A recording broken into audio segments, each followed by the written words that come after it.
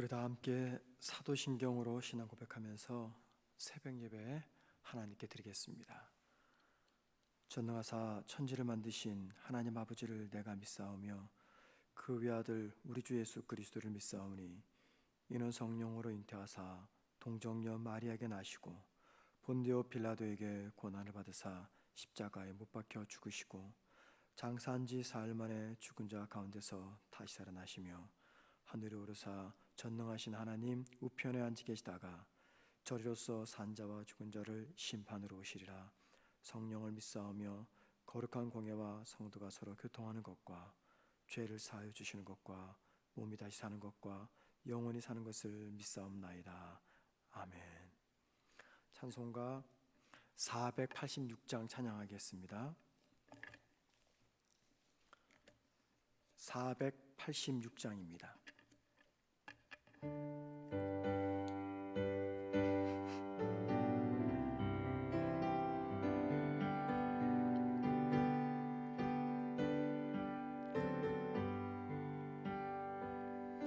이 세상에 근심돼 일이 많고 참 죽을 만하구나. 내 주 예수 나로라 부르시니 곧 평안히 쉬리로다. 주 예수의 구원의 은혜로다. 참 기쁘고 돌겠구나. 그 은혜를 영원히 누리겠네.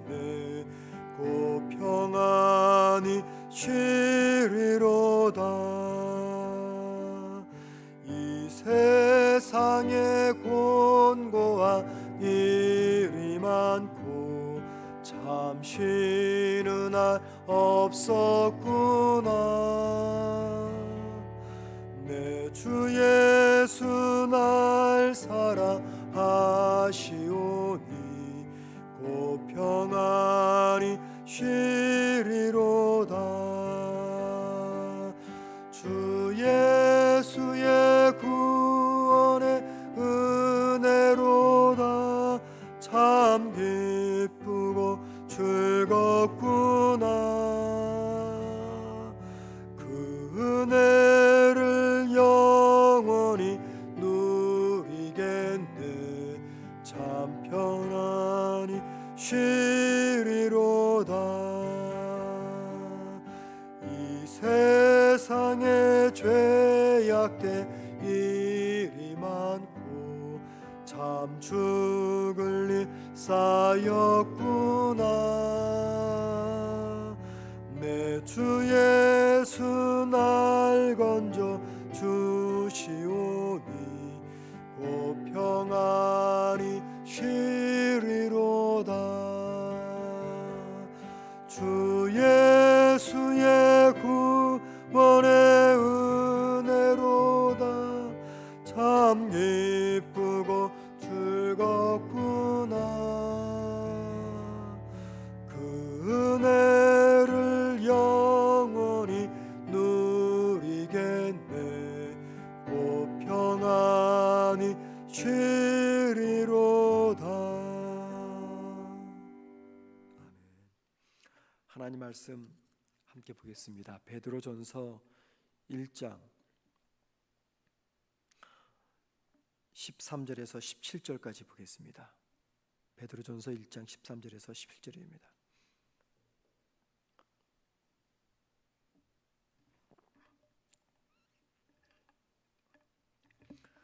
제가 혼자 읽도록 하겠습니다. 베드로전서 1장 13절에서 17절 신약성경 377면입니다. 제 성경책으로는.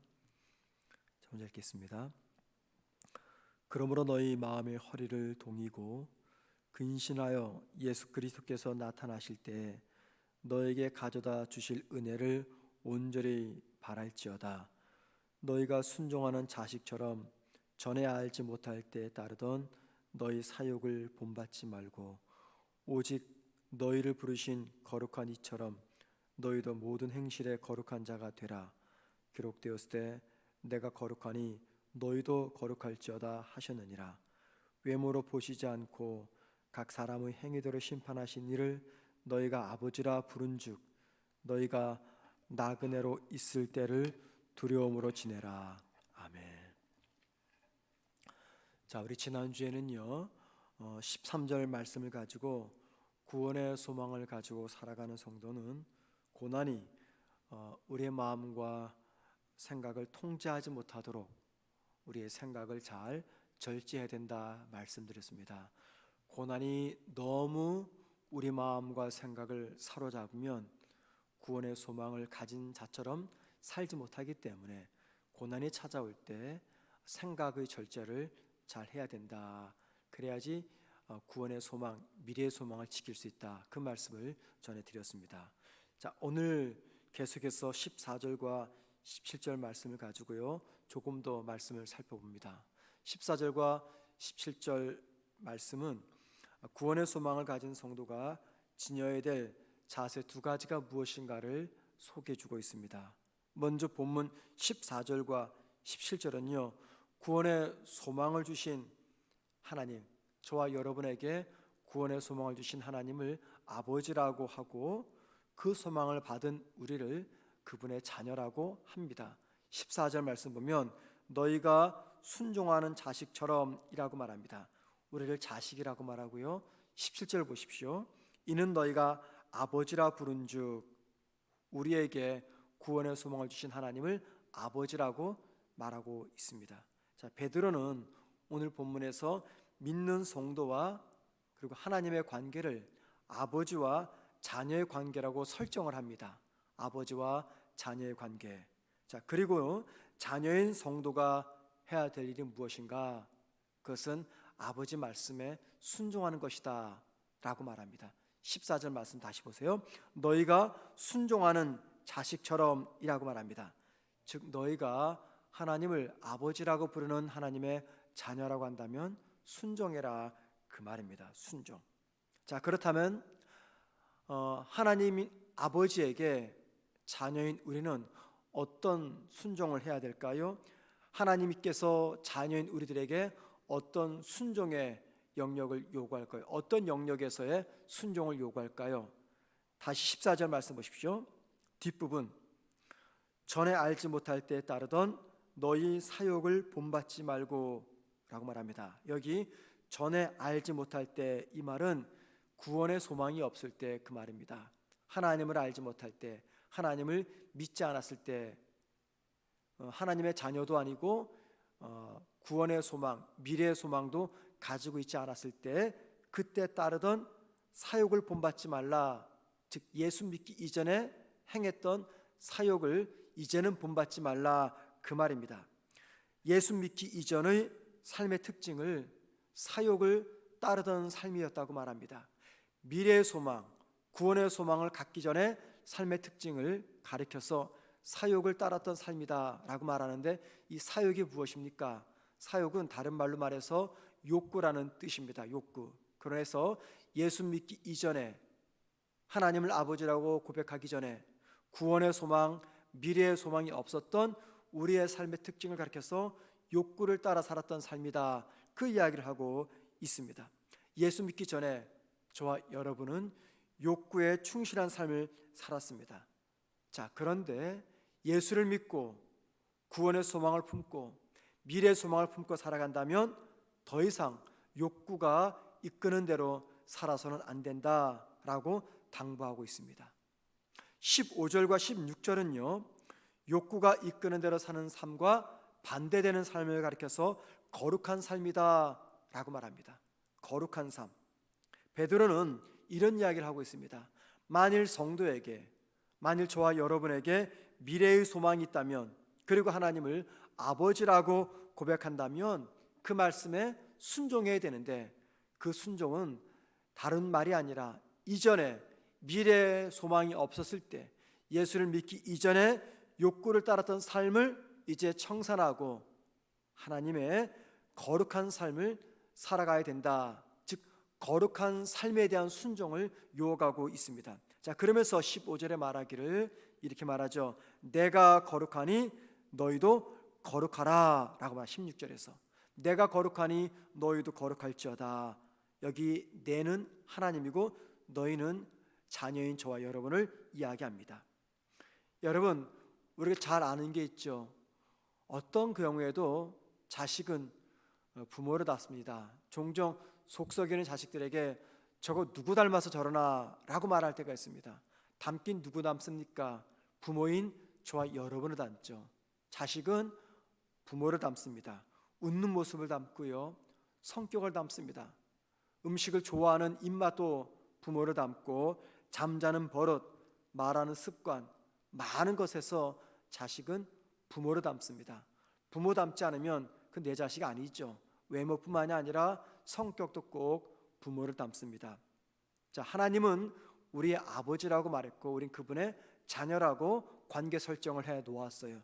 자, 그렇다면 자녀인 저와 여러분은 당연히 우리 하나님 아버지를 닮아야 됩니다. 그 하나님을 닮는다는 것이 무엇입니까? 거룩입니다. 거룩. 아버지가 거룩하니 자녀도 거룩해야 된다 말씀하고 있습니다. 그리고 하나님 아버지를 닮아 거룩해지기 위해서는 매 순간 저와 여러분은 하나님과 동행해야 됩니다. 자, 하나님은 미래의 소망, 구원의 소망을 가진 저와 여러분에게 한 가지 순종, 거룩의 영역을 위해서 순종해야 된다 말씀하고 있습니다.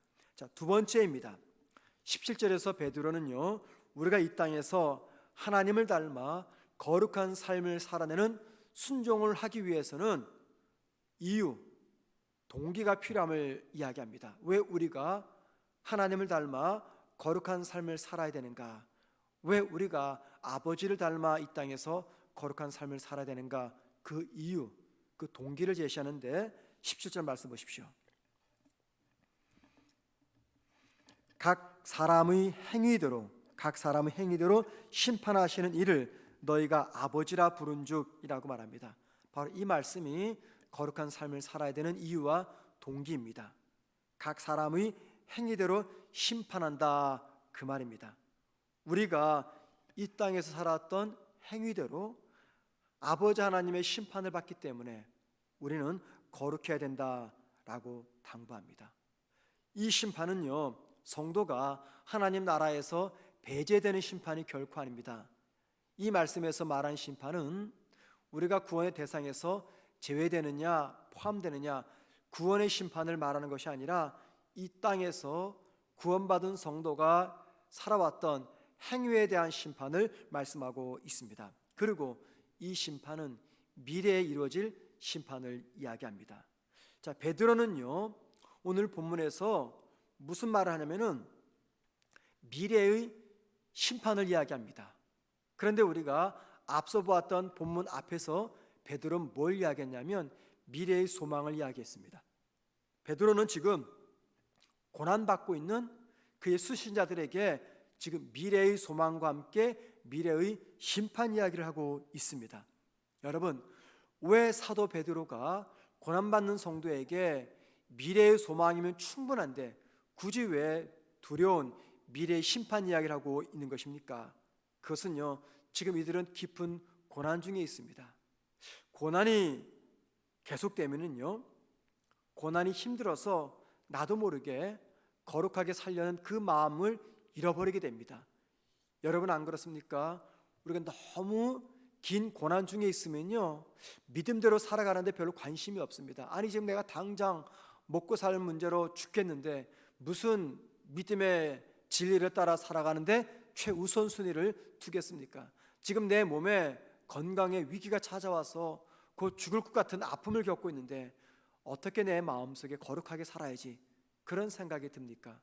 아마 깊은 고난 속에서 큰 어려움을 겪어본 성도라면은 이 말의 의미가 이해가 되실 겁니다. 어느 정도의 고난이 찾아오면 그 가운데서 내가 말씀 앞에 순종하고 거룩한 삶을 살려는 결단도 하게 되지만 그 고난이 너무 커서 죽을 것 같은 고난이라면 우리는 하루하루 살아내기가 힘들지 그 가운데서 거룩한 삶을 살아야 되겠다 결단하지 못합니다. 자, 그래서 여러분, 깊은 고난이 계속되면 우리가 어떤 생각을 합니까? 그 고난에서 벗어나기 위해서 내가 무엇이든 하려고 합니다. 고난에서 벗어나기 위해서 내가 선택하는 그 일, 그게 하나님이 기뻐하는 일인지 하나님께서 원치 않는 일인지 별로 관심을 두지 않습니다. 그냥 이 고난에서 벗어나기 위해서라면 수단과 방법을 가리지 않고 싶어하는 것이 우리 모든 사람들의 자세이죠. 그때 여러분, 그러한 욕구, 믿음이 그 뭐고 미래 소망이 뭐고 당장 이 땅에서 이 고난에서 벗어나야 되겠다 하는 그 욕구를 절제시켜주는 게 뭐냐면 미래의 소망뿐만이 아니라 바로 미래의 심판에 대한 분명한 믿음입니다. 미래의 소망을 가진 내가 이 땅에서 고난을 겪고 있는데 이 고난을 벗어나기 위해서 수단 방법 가리지 않고 하나님의 뜻 따르지 않고 세상의 방법 따르고 내 몸과 마음이 원하는 대로 살아간다면 장차 나에게 주어질 하나님의 심판이 있기 때문에 그 심판을 의식하면 내 마음대로 살아갈 수가 없는 겁니다. 자, 그래서 사도 베드로는 깊은 고난 중에 있는 성도들에게 먼저는 구원의 소망, 미래의 소망을 이야기하고 오늘 본문에서는 동시에 미래의 심판을 이야기하고 있는 것입니다. 여러분, 그리스도인이든 불신자든 모든 사람들에게는요 공통점이 하나 있어요. 누구를 막론하고 인성을 지닌 사람이라면 누구나 갖고 있는 공통점이 있습니다. 그것은 욕구를 따라 살고 싶은 마음입니다. 우리 모두에게는요 이 욕구를 따라 살고 싶은 그러한 마음이 강합니다. 특별히 고난 중에 있으면 더더욱 그렇습니다. 자, 그런데 미래의 심판이나 혹은 미래의 소망은요 육체의 욕구를 따라 살고 싶어하는 우리에게 그 모든 것들을 절제할 수 있는 힘을 준다는 것입니다. 만약에 저와 여러분이 미래의 소망이나 혹은 미래의 심판을 믿지 않으면 어떻게 변할까요? 저와 여러분이 미래의 소망도 믿지 않고 또 우리를 심판하실 하나님의 미래의 심판도 믿지 않습니다. 어떤 일이 벌어질까요? 제일 먼저 미래의 심판이나 미래의 소망을 믿지 않으면요 하나님을 부인하게 됩니다.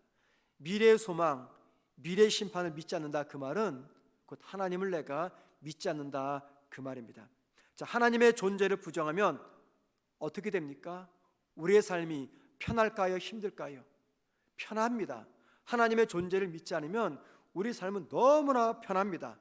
지금보다 훨씬 많은 면에서 편할 겁니다.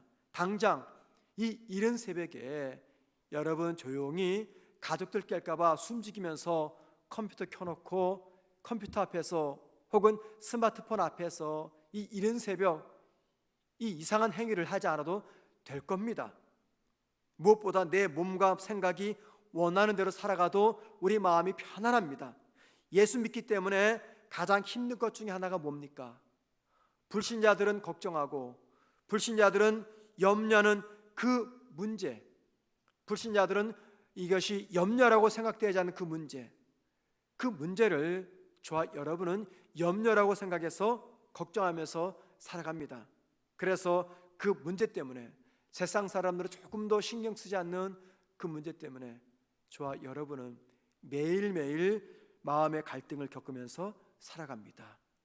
그런데 우리가 마음의 갈등을 겪으면서도 결국은 욕구를 따라 살아 사는 삶을 포기하는 이유는 살아계신 하나님을 믿고 하나님께 주신 미래의 소망과 하나님께서 하실 미래의 심판을 믿기 때문입니다.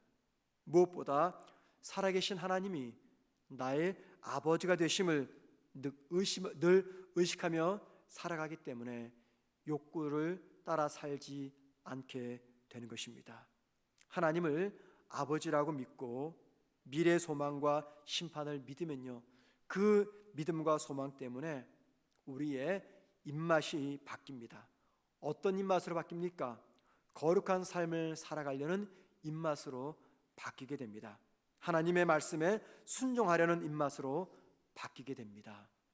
미래의 소망과 미래의 심판을 믿기 전에 모든 기준이 언제나 나의 욕구와 욕심이었습니다.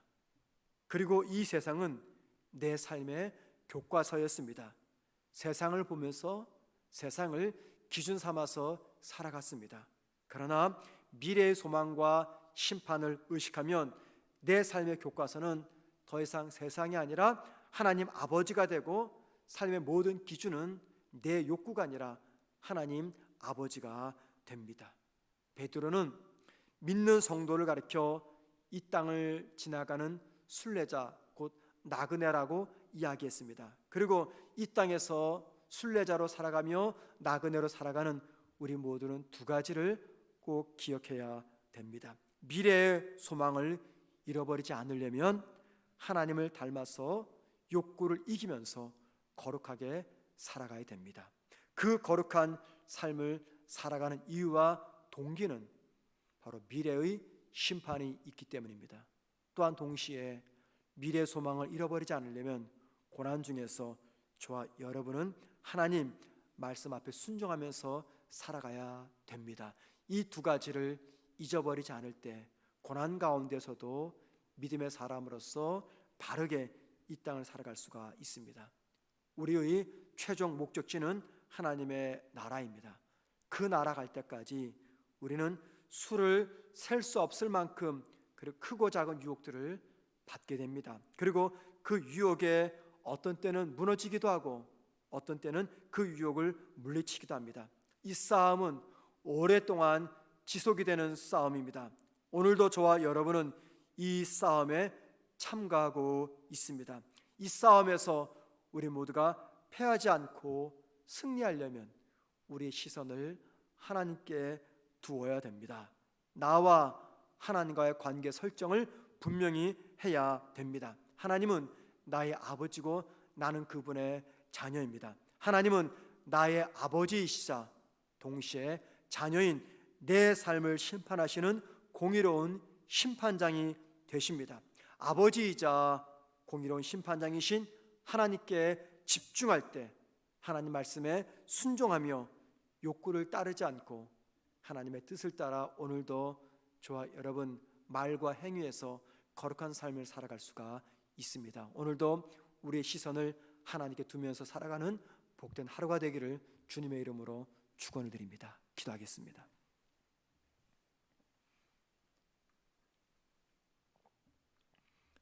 하나님 아버지, 오늘도 저희들을 잠에서 깨워 하나님의 임재 앞에 세우신 것 참으로 감사를 드립니다. 하나님을 나의 아버지라고 고백하며 주 앞에 나와 기도하는 성도님들 한 분 한 분을 주님께서 기억하시고 붙잡아 주옵소서. 우리에게 주신 미래의 소망과 미래의 심판을 기억하면서 하나님을 의식하며 하나님의 시선을 바라보며 오늘 말씀을 따라 하나님을 닮아 거룩한 삶을 살아가는 우리가 되게 하옵소서. 하나님 아버지, 우리의 욕구를 따라 사는 삶을 정리하게 하시며 예수 믿기 이전의 삶을 다시는 돌아가지 않도록 도와 주옵소서. 하나님, 오늘 하루도 하나님을 의지하며 살아갈 때 믿는 성도인 저와 우리 모든 성도들에게 하나님께서 능력과 힘을 더하셔서 오늘 하루도 하나님 편에 서서 하나님을 기쁘게 해드리는 복된 하루가 되게 하옵소서. 성문교회 모든 성도들 오늘 하루 생활하는 동안에 어느 곳에서 무엇을 하시든지 주님께서 한 분 한 분을 붙잡아 주시고 보호하시며 마음의 평안을 잃지 않도록 도와 주옵소서. 예수님의 이름으로 기도드립니다. 아멘. 하늘에 계신 우리 아버지여, 이름이 거룩히 여김을 받으시오며 나라의 마옵시며 뜻이 하늘에서 이루어진 것 같이 땅에서도 이루어지리다.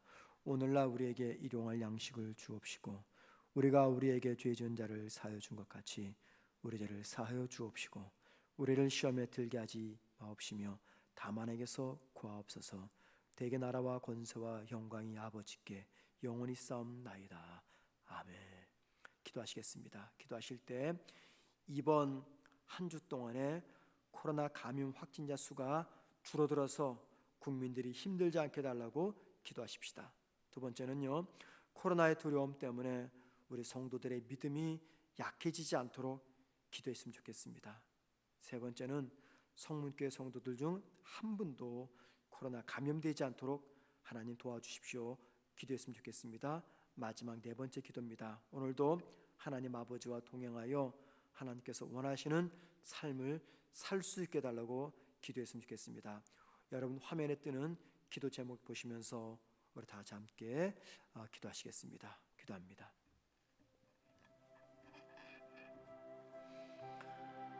사랑하시는 하나님 아버지, 이번 한 주 동안에도 우리 마음속에 염려와 근심이 있습니다. 또 이번 주에는 얼마나 많은 확진자 수가 나타날까 염려가 있습니다. 걱정이 됩니다. 하나님, 이번 한 주 동안에 이 땅을 붙드시고 보호하셔서 코로나 감염 확진자 수가 줄어들게 하옵소서.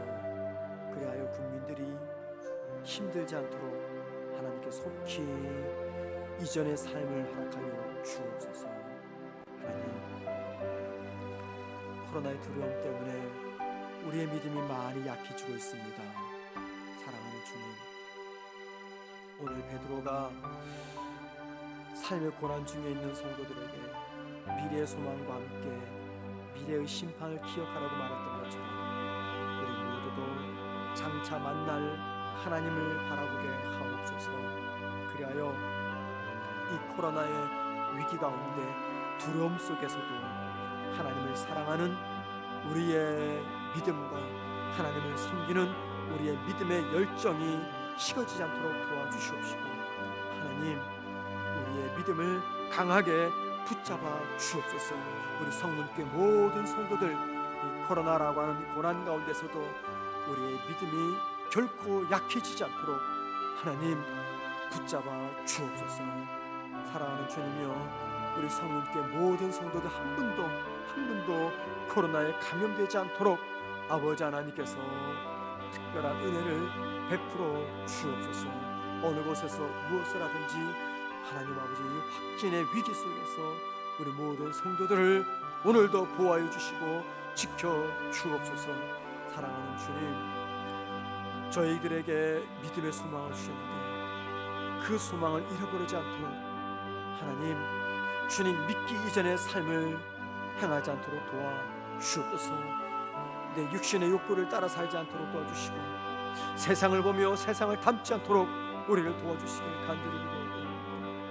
하나님 아버지, 하나님을 바라보며 하나님과 동행함으로 아버지를 닮아 오늘도 거룩한 삶을 살아가게 하옵소서. 내 살아가는 행위 하나하나를 장차 심판하실 공의로우신 심판장이신 하나님을 바라보면서 주님, 믿음의 길을 오늘도 걸어가는 거룩한 주의 백성 되게